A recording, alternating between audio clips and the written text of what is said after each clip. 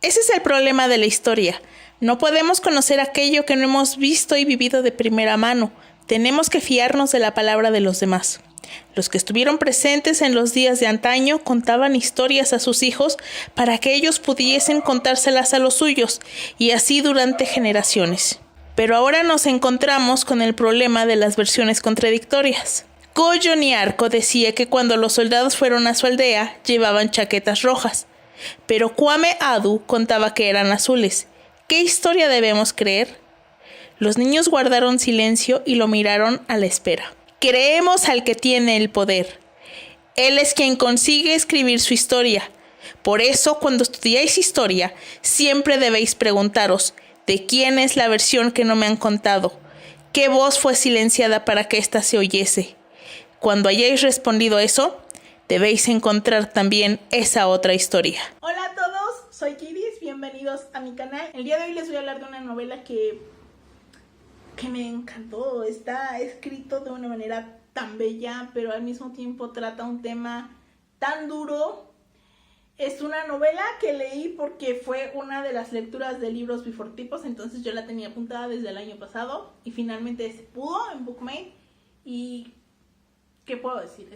Es un libro hermoso, pero duro. Y me refiero a Volver a casa de Iaz Gyasi. Seguro lo estoy pronunciando horrible. Volver a casa es la historia de dos hermanas y sus respectivos descendientes a través del tiempo, pero también es la historia de dos países, la de Estados Unidos y Ghana. Porque la historia inicia en 1770 y como una rama de la familia se queda en África y la otra es enviada a América, pues vemos cómo se van desarrollando esos dos países. Por un lado, Costa del Cabo, que en su momento, en el momento en el que inicia la historia, fue el lugar de donde más esclavos salieron para América. Nos muestra eso, nos muestran los problemas entre pueblos, nos muestra la colaboración con los ingleses y cómo posteriormente los ingleses y los holandeses asusaban los conflictos entre pueblos para no solo evitar que se unieran, sino para que de esa manera pudieran obtener más esclavos. Por otro lado, pues la rama que se asienta en Estados Unidos vive la esclavitud, la guerra civil, la lucha por los derechos civiles, el racismo actual.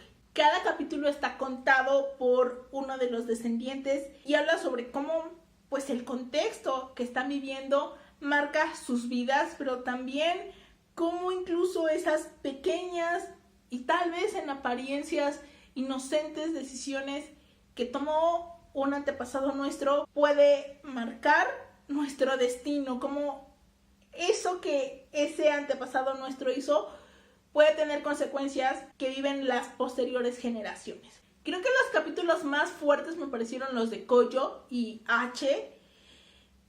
Curiosamente, ambos ocurren en América.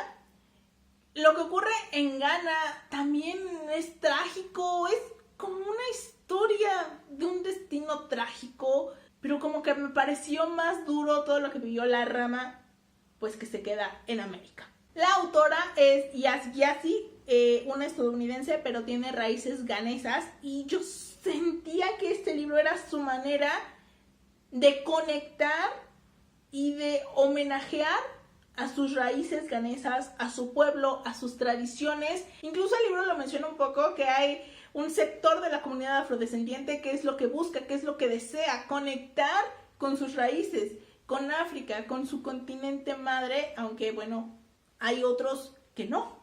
En los capítulos que ocurren durante la esclavitud nos muestran cómo estas personas fueron despojadas de todo, de sus nombres, de su derecho a ponerles sus nombres a sus descendientes, porque tenían que ser nombres cristianos, sus tradiciones, de su idioma, de su fe, porque hay incluso una parte donde el hijo de un personaje se expresa en fante y el capataz golpea a su madre para que el niño no hable en ese idioma, para que el niño se exprese en inglés. Y nos muestra cómo los despojaron de todo eso, ¿no? De todo lo que fue su identidad. Creo que una de las cosas que a mí más me inquietó de este libro es que ciertas o ciertas acusaciones o comentarios racistas ambientados en la época como del esclavismo o de la segregación racial, aún te los puedes encontrar en la actualidad, ¿no? Incluso hay situaciones que puede conectar entre este libro y el odio que das. Creo que es una muestra de por qué el racismo actual es tan difícil de combatir y de aniquilar, porque las raíces de ese racismo son muy profundas y muy antiguas y todo está tan naturalizado que es sorprendente que en algunas cosas no se perciba un cambio total. En resumen, es un libro que a mí me gustó mucho. Es un libro así duro, pero es hermoso. Hermoso por cómo está contado, por su prosa, por la manera en la que elige desarrollar ciertas escenas.